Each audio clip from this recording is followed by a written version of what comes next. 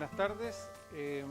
Vamos a partir como se hacía antiguamente, cuando yo fui alumno, que éramos 150 en una sala, no había micrófono, no había no había PowerPoint de partida, es decir, en el fondo uno copiaba lo que aparecía en la pizarra. Vamos a hablar del tema energía, pero más que energía, vamos a hablar del tema de energía eléctrica y la situación en nuestro país. ¿Qué es lo que tenemos en el tema energético? Aquí hay un tema que hay muchos mitos, que somos un país rico en energía, eso es falso. Hay realidades, vamos a ver que somos un país absolutamente dependiente energéticamente y qué aspiraciones tenemos como país. Ser un país con energía limpia, energía barata, energía sustentable, una ecuación que muchas veces no cierra. Entonces, eso es lo que vamos a tratar de ver rápidamente en una exposición y de ahí después para abrir un tema de preguntas.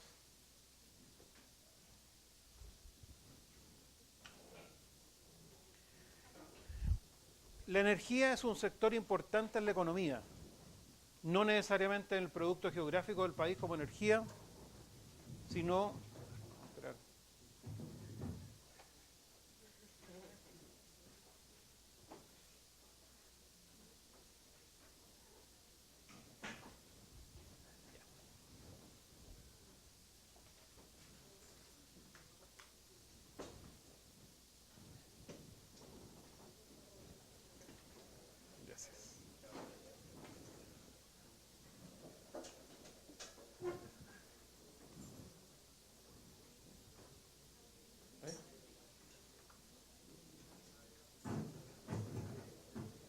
Bien, ahora sí.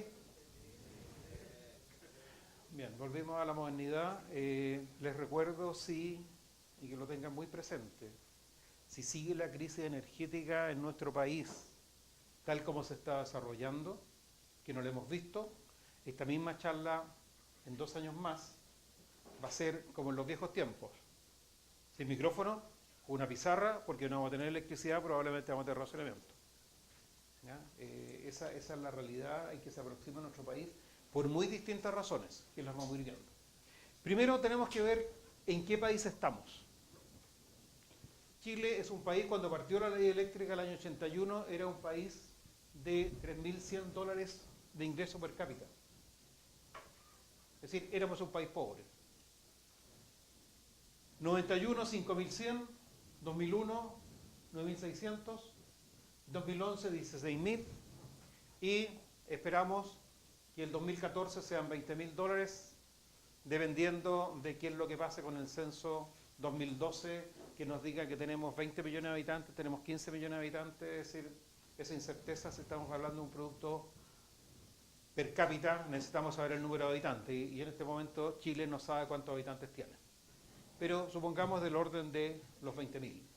Somos un país de la OECD, es decir, estamos en una época entrando al club de los países ricos, estamos en un país que tiene ya, por estar en la OCDE, ciertas restricciones, ya no se puede piratear software, ya no se pueden sacar fotocopias libremente como se hacía antes, porque somos un país de otro nivel. Cambiamos de estatus. Por lo tanto, estamos sujetos a distintas reglas internacionales. Este país ha cambiado y tenemos una legislación eléctrica de 30 años atrás, más de 30 años, cuando era un país pobre. Y eso es lo que vamos a ir viendo, cómo esto está influyendo en el país. ¿Qué pasa con el consumidor del sistema eléctrico? ¿Qué son los usuarios? Y somos todos. Empresas mineras, industriales, comercio, universidades, las casas. En los años 80, ¿qué es lo que era el consumidor? El consumidor era un señor que su obligación era pagar la cuenta de luz. Además, era un señor que a veces era insolente. Cuando se cortaba la electricidad, llamaba a la empresa eléctrica para decir que se había cortado. En el fondo, si él tenía que pagar la cuenta. La empresa eléctrica lo que quería era que pagara la cuenta, no molestara. Y habitualmente cuando había un corte, los servicios de emergencia descolgaban el teléfono. Ese es el consumidor. Si uno iba al comercio, pasaba lo mismo. Pero este consumidor, hay bastantes libros sociológicos en este tema, se transforma en cliente. Y se transforma en un cliente informado. En un cliente que las empresas eléctricas están compitiendo en calentamiento de agua con la empresa de gas y este cliente es informado. Una anécdota que ilustra bastante bien eso. Cuando yo trabajé en Chilectra había un corte, cuando lograba comunicarme me identificaba como funcionario de la gerencia de finanzas, por la cual pasaban todos los presupuestos, por lo tanto se suponía que tenían que atenderme bien, y preguntaba qué pasaba. Y la telefonista de la empresa me decía, señor, ¿se cortó la electricidad? Sí, eso lo sé. Pero ¿en qué parte? ¿Qué alimentador tomó? ¿Qué subestación? No sé. Bien. Hace un par de años atrás, a mi hija en su casa se le cortó la electricidad, me llama, papá, no tengo luz. Bueno, llama a Chilectra, papá, te dije que no tengo luz y tengo el computador descargado. ¿Cómo quieres que sepa cuál es el teléfono de Chilectra? Estamos hablando aquí de temas generacionales. Mira la guía de teléfono. ¿Y eso qué es lo que es? Probablemente ustedes también van a preguntar lo mismo. La guía de teléfono es un montón de papel de 800.000 páginas en que aparece todo, cada uno de los suscriptores telefónicos con su nombre, dirección, número de teléfono. Entre ellos Chilectra y toda la empresa de servicio. Bueno, eso lo conocía ya. Papá llamó. Di la dirección y a un individuo absolutamente desconocido le dijeron, perfecto, es una falla en el alimentador Amapolas y abarca más o menos de tal calle a tal calle y son del orden de 10.000 usuarios. A un individuo cualquiera. Obviamente después verifiqué con Chilectra y no era el alimentador Amapola, era el reconectador, pero ya estamos hablando de un tecnicismo. ¿Y quién da ese servicio? Un call center. Para informar al cliente.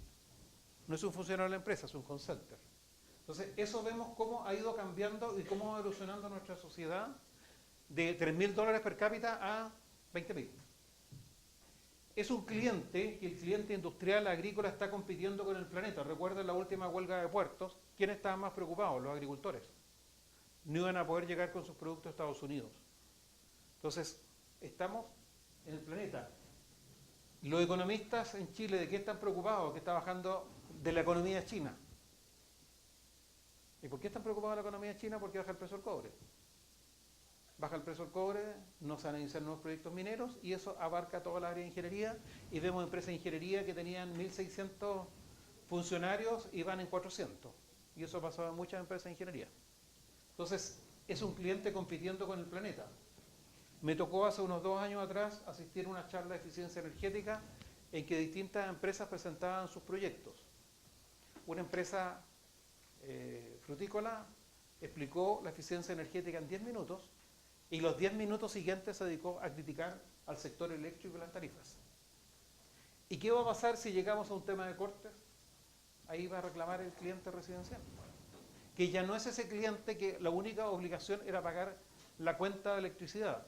Es un cliente que va a reclamar porque él exigió un servicio que no se le está dando. Entonces, eso es como ha cambiado nuestro país y eso es por un tema que ya somos un país más rico. Por eso, ese cambio de 3.000 a 20.000.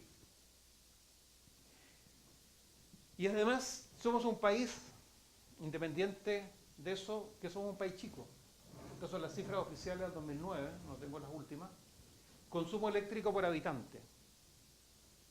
Estados Unidos, 13.000. California, igual que Alemania, es el paradigma de eficiencia energética, está del orden de Alemania 6.800, en esa época California estaba en 6.500, y nosotros en 3.300. Considerando que este es el consumo eléctrico total. Somos el primer fabricante de cobre, el primer fabricante de manzanas, el segundo fabricante de peras. Y hablo de fabricante, porque lo que uno tiene en una industria, por ejemplo, la fabricación de manzanas, hay todo un modelamiento de cómo se plantan los árboles, cómo se riegan, cómo es el proceso de recolección de la fruta, cómo es el proceso de limpieza, encerado, ponerle el papelito, embalarla, pasar al frigorífico, y eso consume electricidad. No es Adán y Eva sacando la manzana al arbolito y comiéndosela, no. Aquí hay todo un proceso productivo. Y hay un elemento adicional que es la huella de carbono, que es la emisión de CO2 en cada proceso industrial, en que va agregando en la fabricación de manzanas que tenemos. El tractor que recoge las manzanas funciona con petróleo. Petróleo emite CO2 a la atmósfera. El transporte a Europa, a Estados Unidos, son 10.000 kilómetros en un barco que consume muchísimo combustible. Entonces, esos son elementos que se van sumando. Y eso es lo que tenemos que ir considerando. Pero nuestro consumo tiene que crecer. Y no solamente con el sector minero. Es decir, el sector minero es un gran consumidor de energía, no solamente eléctrica. ¿Qué es lo que ocurre si ustedes van, por ejemplo, a algunas calles de la Municipalidad de Las Condes? Iluminación peatonal. 10 postes por cuadra. Más o menos, si uno supone 100 watts, son 1 kilowatt de potencia instalada. Más la iluminación de la calzada para los vehículos, que son como 4 postes de, no sé, 150. Tenemos 1,6 kilowatts por cuadra. ¿Y qué tenemos en las zonas rurales? Una ampolleta incandescente de 100 watts por cuadra. Porque ni siquiera hablemos de lámpara en el concepto eléctrico o luminaria. Y cuando todos esos pueblos chicos, rurales, que necesitan más la electricidad porque el camino no está pavimentado, este consumo debe subir. Es decir, nuestro consumo eléctrico tiene que subir. No solamente por la industria, sino también por la seguridad ciudadana, por el confort, independiente de que estamos cambiando ampolletas incandescentes de 100 watts por ampolletas eficientes de 10 o por LED de 2 watts, pero sí se está masificando. Es decir, eso es lo que tenemos que ver como país, que tenemos que seguir creciendo.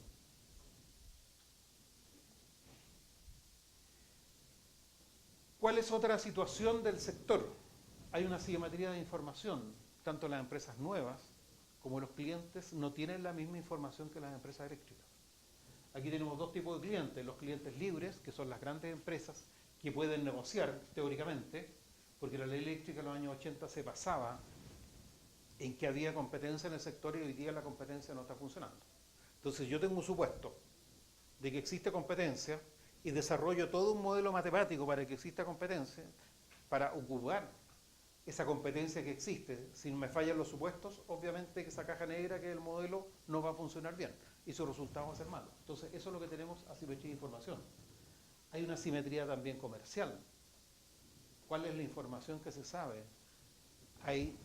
Yo diría que ya se han abierto algunas cosas, pero aquí de las empresas eléctricas mantenían mucho secretismo de cómo funciona el sector. Entonces por eso es que se van produciendo muchos mitos. ¿Y qué es lo que está ocurriendo en los últimos años? Por lo menos últimos 10 años. Precios de electricidad permanentemente altos. ¿Y a qué se debe eso? Vamos a ver, continuamos con este. Tenemos debilidad en transmisión. Recordemos que después del terremoto anterior, o varios terremotos atrás, el 2010, el 14 de marzo hubo un blackout por una falla en la subestación Charrúa. Falló un elemento muy simple, el interruptor, que era un elemento más simple. Porque la legislación no indica que tiene que haber redundancia y la empresa dueña de las subestaciones dice, si a mí no me pagan, ¿por qué voy a tener repuesto? A ese nivel estamos. Después ocurrió lo mismo en septiembre del 2011. ¿Y qué pasa en generación? Tenemos sequías. No han entrado las centrales de base. No voy a hablar de centrales eficientes porque a los ecologistas no les gusta que uno hable de centrales eficientes cuando uno se refiere a carbón, pero son centrales de base, que son de precio más barato. Estamos poniendo generación con diésel, que es bastante contaminante y además es mucho más caro. Y esos son los precios que estamos pagando como sociedad. Esa es la situación hoy día y si va a cambiar o no va a cambiar, es un tema que habría que ver. Aquí hemos llegado a esto, que la política energética a partir del año 80 era que la mejor política es que no exista política. Por lo tanto, aquí hay un Estado ausente y sigue ausente a través de los gobiernos de turno. Está definido que no existe una política de reservas estratégicas. Yo diría que hasta comienzos de los 90 uno veía que Estados Unidos tenía reservas y todavía la mantiene reservas físicas de petróleo, es decir, tiene en cavernas almacenado petróleo, tiene almacenado gas natural. Los chilenos, como éramos más inteligentes, ¿qué es lo que decíamos? Estos gringos son tontos. Ese petróleo lo venden, ponen todo ese dinero al mercado de capitales, gana intereses y si hay una crisis tenemos los dólares.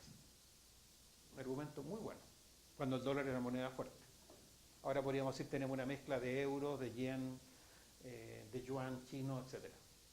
Pero ¿qué pasó a partir del 2004? Argentina dijo, al cual estábamos comprando gas natural barato, el gas es estratégico, el gas es de los argentinos. Por lo tanto, Chile es la válvula de ajuste. Si sobra gas, se le entrega a Chile. Si no hay gas, no se le entrega. Independientemente que el año 2000 Argentina cambió sus contratos y donde decía dólares puso pesos, con lo cual los precios bajaron a 1/3. ¿Y qué dijimos en Chile? Que somos muy inteligentes. Ahora nos vamos a inundar de gas argentino, porque los argentinos van a vender un gas que vale un 300% más caro vendido a Chile que el que venden en Argentina.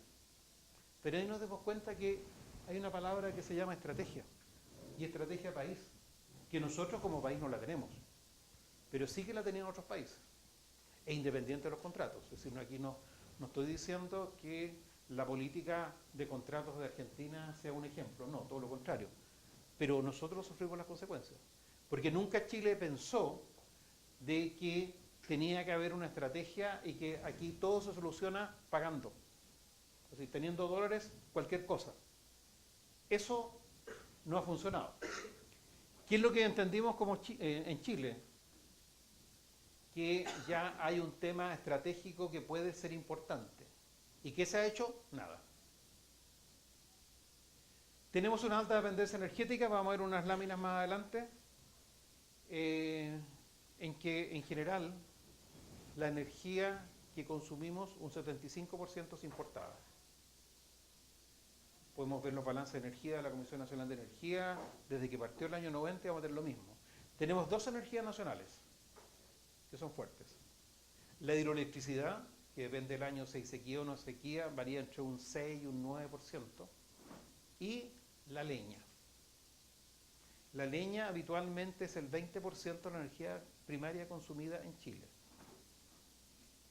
Podemos disfrazarnos de país desarrollado y hablemos de biomasa, pero es la biomasa que se consume en Temuco, Chillán, Aysén, Coyhaique, y que hace que haya episodios de contaminación críticos, aumentando las enfermedades. Es leña que se está quemando para cocinar, para calefaccionar, para calentar agua. Tenemos un mercado concentrado, tenemos 3 empresas distribuidoras, tenemos 4 empresas generadoras porque Suez se separó de Colbún, pero es un mercado absolutamente concentrado. Si vamos a los índices habituales, este es un mercado súper concentrado. Estoy hablando del sector eléctrico, pero si vamos, tenemos 3 cadenas de farmacia, tenemos 3 cadenas de supermercados, etc. Hay un importante potencial hidroeléctrico sin explotar. Si uno va a otros países, como por ejemplo Italia, en Italia se ocupan los canales de regadío y los agricultores dicen: soy dueño de una central eléctrica. ¿De cuánto es tu central eléctrica? De 1 megawatt, de medio megawatt. Y aquí en Chile, tradicionalmente, una central que tuviera menos de 50 megawatts, nadie la construía, porque nosotros construíamos cosas grandes. ¿Cómo íbamos a rebajarnos a hacer esa cosa chica? Y de hecho, antes que llegara el sistema interconectado en la zona sur, Concepción, Temuco, habían centrales hidráulicas para abastecer a esa ciudad de 5 megawatts. Llegó el sistema interconectado y las desmantelaron. La máquina la han aprendido como chatarra y el edificio lo ocuparon como bodega, porque era una máquina de 5 megawatts, entonces frente a el toro de 400 megawatts, entonces nadie hacía el ridículo. Pero esa energía que hay que usar. Ya les dije, una necesidad creciente de energía, el país debe crecer económicamente, tenemos que superar la pobreza, el país debe crecer, y para crecer necesita energía. Falta una mayor presencia de los usuarios no reclaman, no ejercen sus derechos. Y no me refiero solamente al usuario residencial, me refiero a las grandes empresas mineras, a los grandes clientes industriales. Todavía tenemos una adecuada capacidad profesional y técnica. Hay un problema que hay que ver que nuestros profesionales tengan la ética suficiente para hacer bien las cosas y no acepten cualquier cosa para bajar los costos. Ya hablé de la huella de carbono. Hay un tema que ya es reconocido en los efectos del calentamiento global. Uno puede ver fotos de glaciares de cualquier parte del planeta 10, 20, 30 años atrás y ve qué nieve tenemos ahora. Entonces, ese es un tema que está afectando. Chile no tiene ninguna política, el Código de Aguas no maneja los glaciares. Ahora pertenecen a la República de Glaciares, creo que se llama. ¿Ah? Porque como Chile tiene un limbo jurídico, Crispin me parece que fue, Greenpeace, que dijo aquí creo la República de los Glaciares y tiene como propiedad, es decir, hace territorio en los glaciares chilenos, pero eso es por falla de la legislación chilena. ¿Qué seguridad de abastecimiento tenemos? En los últimos años, a partir del 2004, hemos estado muchas veces en condiciones de llegar a un blackout. Hace un par de años atrás, Santiago iba a quedar oscura, pero justamente, y siempre pasamos raspando, justo empezó a llover y Rapel, que no podía funcionar porque no tenía agua, logró funcionar y con eso se salvó Santiago de quedar oscura. Y hay muchos episodios que no salen en la prensa, pero ¿qué es lo que ocurrió en seguridad de abastecimiento? Uso del territorio. ¿Qué ordenamiento territorial hay? Ninguno. De hecho, hace, no sé, 15 años atrás, la Comisión Nacional de Energía en sus planes indicativos de obra ponía centrales carboneras en Puerto Montt. Es decir, yo no me imagino una carbonera en Puerto Montt, ¿ah?, en la costanera, junto con los cruceros de turismo. Pero sí, en esa época, en la costanera de Puerto Montt, teníamos chipeadoras, chips de madera, que tenían, era su campo de acopiamiento, los chips de madera que estaban destruyendo bosque nativo. Por lo tanto, vemos cómo este país ha cambiado en 15, 20 años. Esos son algunos ejemplos. Y no existe una visión de largo plazo del Estado. Eso es por definición de la política económica a partir del año 73, que el Estado tiene un rol subsidiario que no lo ejerce y por lo tanto no tiene una visión de largo plazo. ¿Vamos a tener centrales nucleares en Chile? El Estado le da lo mismo. ¿Vamos a tener centrales hidroeléctricas? Le da lo mismo. No hay una visión de Estado, no del gobierno de turno. ¿Cómo pensamos adelante? El presidente Piñera definió la Estrategia Nacional de Energía, que en el fondo era energía eléctrica, y dijo que era necesaria una planificación estratégica. Un paso adelante. Pero el problema es que la Estrategia Nacional de Energía es solamente una declaración de buenas intenciones, que si nosotros nos juntamos aquí, trabajamos unas 2 horas y nos hacemos una lista de qué cosas queremos, vamos a llegar a una cosa equivalente a esa Estrategia Nacional de Energía. Pero el concepto que se necesita, una estrategia de Estado, es un concepto válido. Vamos a ver qué pasa a continuación. Y el abastecimiento eléctrico disponible, teníamos épocas anteriormente que teníamos un abastecimiento precario cuando teníamos sequía. La sequía eran cada 20 años, 68, 88, después la sequía 88, 98, después vino la crisis del gas, 2004, 2008 sequía, corte de gas argentino, 2010 sequía, 2011 sequía, 2012 sequía, y ahí los modelos se cayeron. Nunca hemos tenido más de 2 años de sequía, por lo tanto el próximo año no va a ser seco. Después, nunca hemos tenido 3 años de sequía, que ya hubo, por lo tanto no podemos tener 4. Vamos a ver qué pasa ahora el 2014. Es decir, uno tiene que utilizar los modelos, pero no puede seguir creyendo. Los modelos son una herramienta y uno tiene que ver si funcionan o no funcionan. Nivel de precios, además nos tocó una época a partir del año 73 que subió el petróleo, pero ahora han subido todos los combustibles, el precio del gas natural, el precio del carbón de alguna manera está amarrado al precio del petróleo. Se ha reemplazado combustibles como el gas natural argentino, que llegaba a Chile a $2,5 por millón de BTU, por un gas natural licuado que está llegando del orden de $15, o por petróleo diésel. Y la generación de punta, la que tenemos es con unidades ineficientes, es decir, con unidades diésel. En la época del gas natural argentino, el costo marginal, el precio spot de electricidad era del orden de $30 por megawatt hora. El promedio en marzo 2014 fue 216 en el sistema interconectado central. ¿Por qué? Vamos a ver cómo se calcula el costo marginal. ¿Pero por qué? Porque estamos ocupando unidades diésel. Y eso va contra la teoría marginalista, que es oficialmente la que estamos ocupando. Repasemos un poco el tema del gas natural. Cuando llegó el gas natural a los 90, ¿qué teníamos? El sistema de generación era vulnerable ante sequías. Entonces dijimos, hay que ampliar la matriz energética con el gas natural, que es una fuente segura. Los petroleros nos vendieron la historia que incluso en la Guerra Fría, en la Segunda Guerra Mundial, el petróleo de Siberia llegaba igual a Europa y que independiente de las guerras seguía llegando petróleo.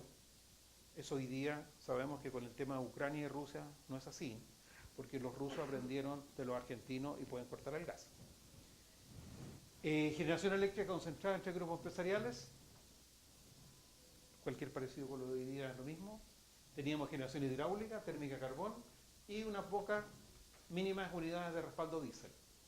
Derechos de agua concentrados, dependencia de precios del carbón importado, necesidad de ampliar la matriz de combustibles. ¿Y cuál es hoy día?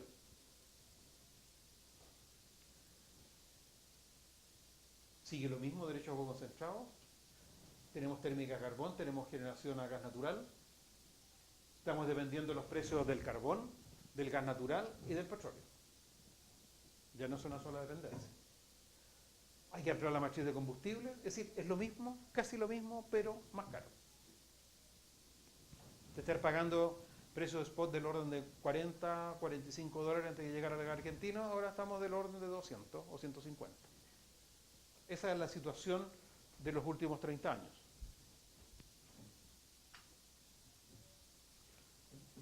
¿Qué es lo que tenemos? Tenemos sistemas principales, tenemos dos sistemas chicos en la zona sur, Aysén y Magallanes, de 50 y 100 megas.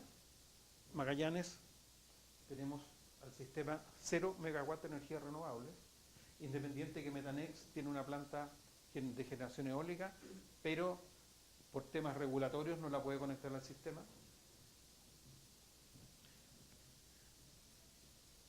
Tenemos en Aysén 25 megawatts de hidroeléctricos renovables y en el norte del orden de 4.000 megas, que está destinado a consumo principalmente minero, del orden del 90%. Energías renovables tenemos 16 megas.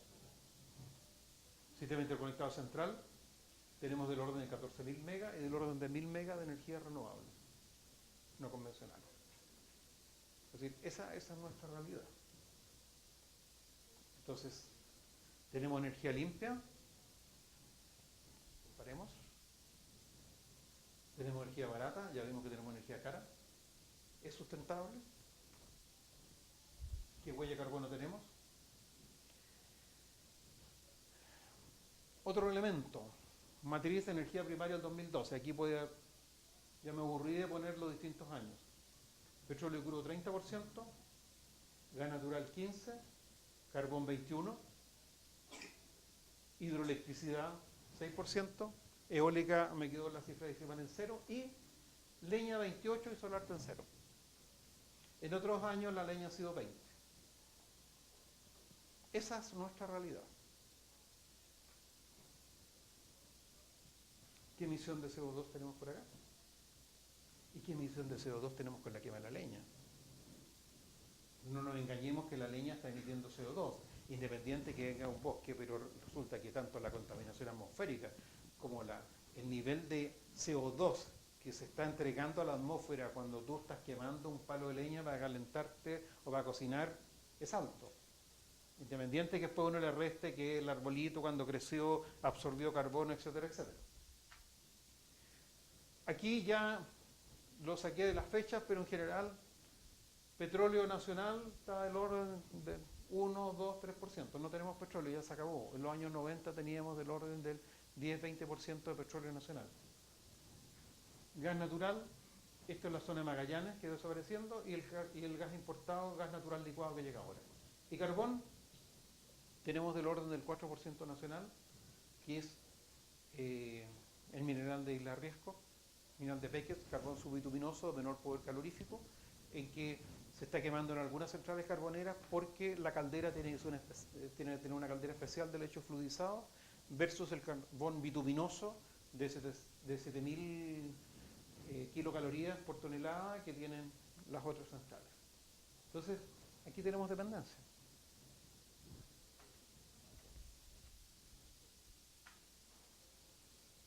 Y aquí una comparación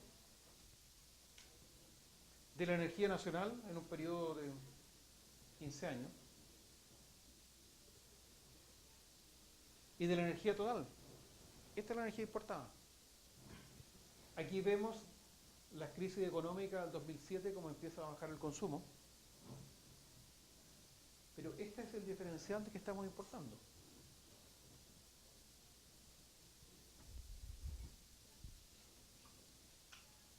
Y gas natural. ¿Qué tenemos? Tenemos el gas de Magallanes y tenemos cuando empezó a llegar el gas argentino, para quemarlo en generación eléctrica. Y después vemos que se corta el gas argentino y empieza a llegar el gas natural licuado a través de los terminales de Quintero y Mejillones. Esa es nuestra realidad. Por eso lo decía al comienzo, hay muchos mitos, no tenemos, esta es nuestra dependencia energética. Porque aquí ya no tuvimos generación eléctrica con gas, fue diésel. Entonces, si yo pongo otra lámina tomando el combustible, ¿cuánto se está quemando en diésel? Bueno, justamente el diésel que ha venido acá empieza a aumentar su consumo acá, y el diésel también es importado.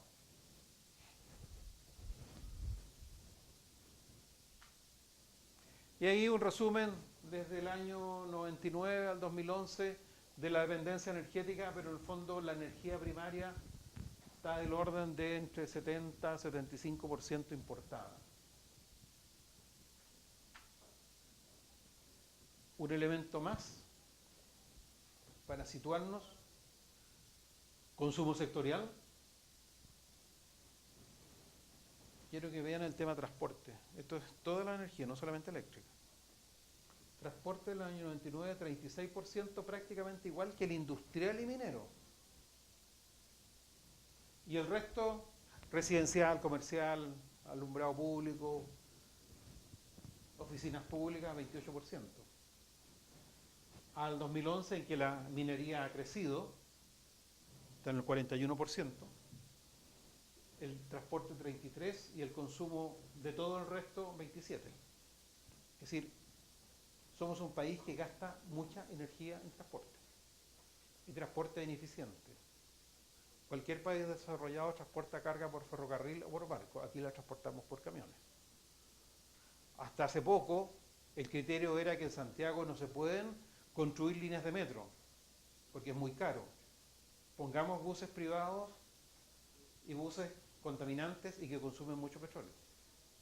Entonces aquí hay elementos, y aquí hay un tema: los camiones de la minería, su consumo energético está en el tema minero. Por lo tanto, los camiones de la gran minería como Chuqui, Escondida, están como consumo minero, no están como consumo transporte. Es el tema de un país de 4.000 kilómetros de largo, cuánto gasta en camiones en vez de usar un buen tren que consume menos por unidad de carga, o tener trenes de pasajeros, o tener transporte de metro en vez de transporte de bus. Veamos, cuando hay una falla del metro, cuántos buses se necesitan para poder despejar las estaciones, que obviamente los buses no están.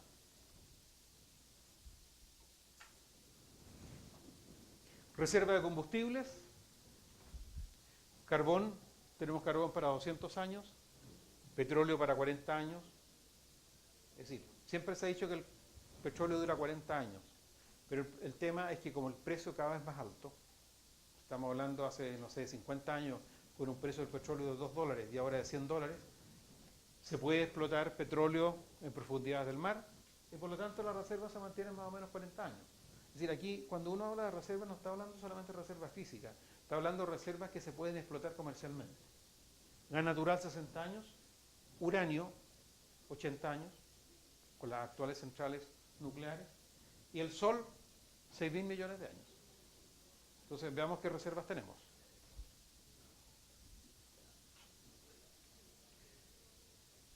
Por si acaso, los países que han estado en el tema solar más desarrollados: Estados Unidos con el desierto Mojave, España en Sevilla, y Sevilla, que es la máxima radiación de Europa, tiene la misma radiación que tiene Santiago en verano. Es decir, la radiación solar para generar electricidad en Santiago en verano es incluso un poquito más alta que en Sevilla, en invierno baja. La radiación del desierto de Atacama es obviamente la más alta del planeta. No estamos ocupando eso. Y aquí quería mostrar la generación, la capacidad total, y fíjense cómo tienen los diésel. Un séptimo de la potencia instalada son máquinas diésel ineficientes, que en general son motores de 1 mega, y por supuesto con una eficiencia muy baja, y con un costo muy alto.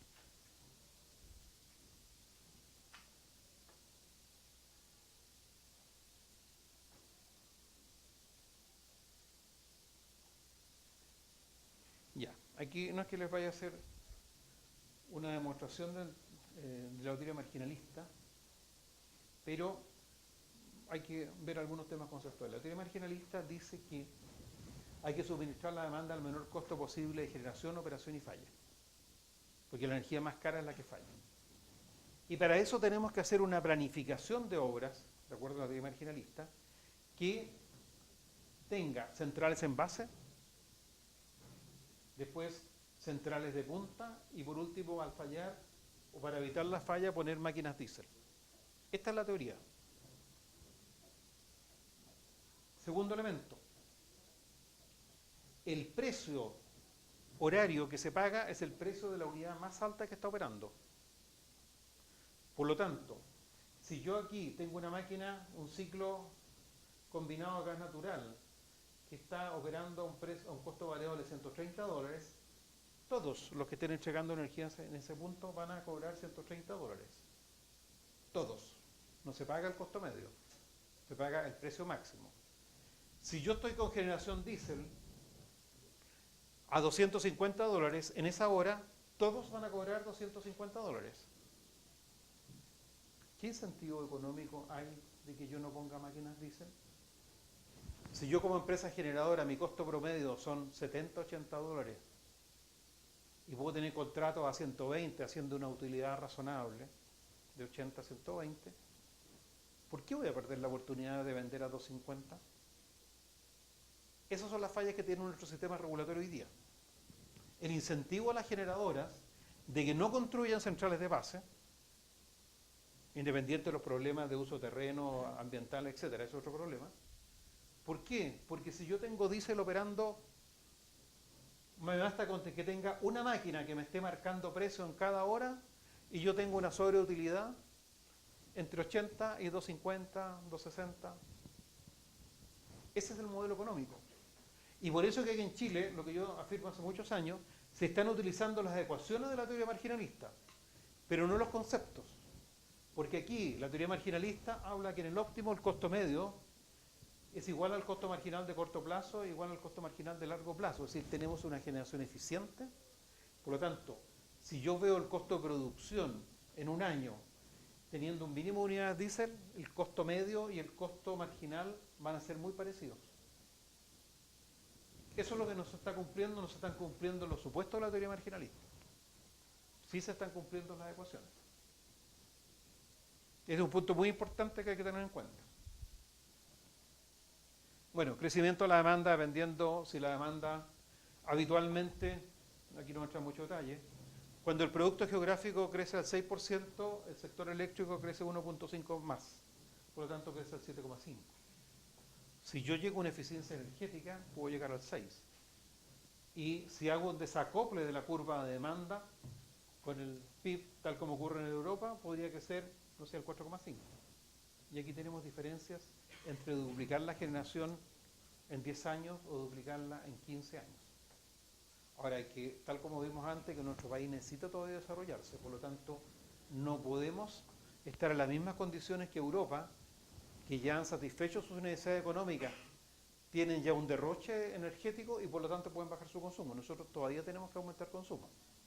Si no, vean en la noche, cuando uno se va aquí a la escuela, todas estas calles se va caminando hasta la Alameda o todo en el metro y vean que la iluminación no son reflectores en que se está derrochando electricidad.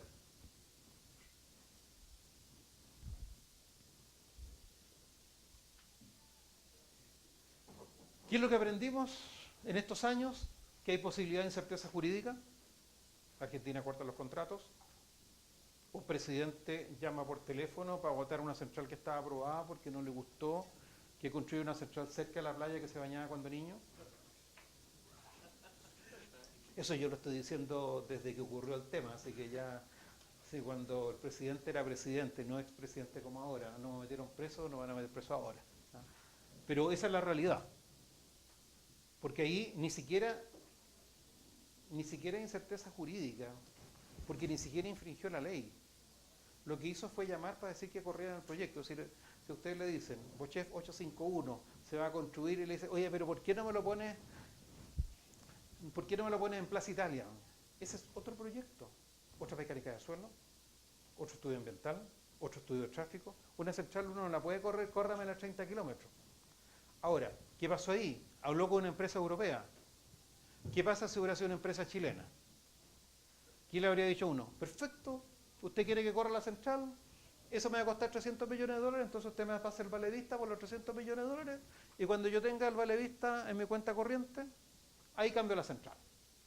O me paga, o haga lo que quieran, pero yo no corro mi central. Hay que diversificar proveedores, ya tenemos el ejemplo del gas argentino, que tenemos un solo proveedor. Si queremos tener centrales nucleares en Chile, también hay 4 o 5 proveedores de uranio. Es decir, eso de que en Chile se produce uranio, es decir, que se han hecho, Codelco ha hecho estudios del cobre, se puede sacar uranio, pero eso no significa que es uranio, uno lo vaya a meter en una planta generadora de electricidad con uranio. No, eso hay que procesarlo y hay 4 o 5 países que lo procesan. Es decir, no es monopolio, es oligopolio. Hay que tener una estrategia a largo plazo. No podemos seguir pensando en qué hacemos el próximo mes, porque ya se nos han ido acortando los márgenes de movimiento. Hay que tener la seguridad de suministro como objetivo.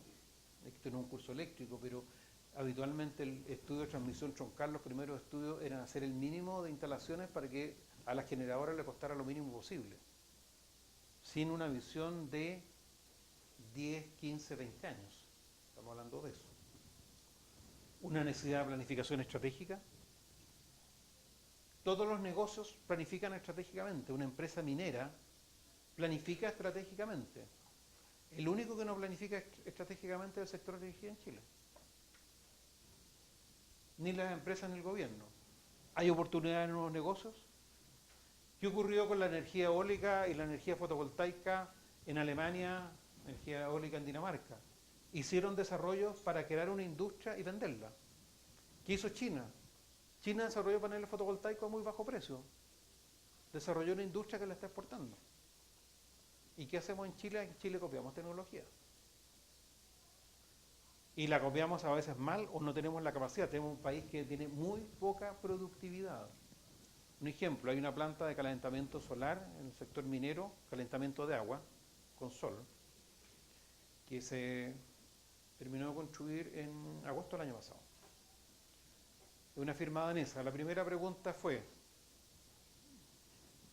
para ver qué se está ocupando, ¿los obreros que instalaron esa planta eran chilenos o no? ¿Por qué? Porque cuando se instaló la primera central eólica, Canela 1 de Endesa, los obreros para instalar la central eólica, los molinos de viento, fueron españoles. Entonces la pregunta era, este calentamiento de agua solar, ¿los obreros eran chilenos? No, eran daneses. Y antes que le preguntara me dijo, y costaban lo mismo que los chilenos, incluyendo los viajes ida y vuelta a Dinamarca. Creo que iban una vez al mes. Pero la productividad era un 500% superior.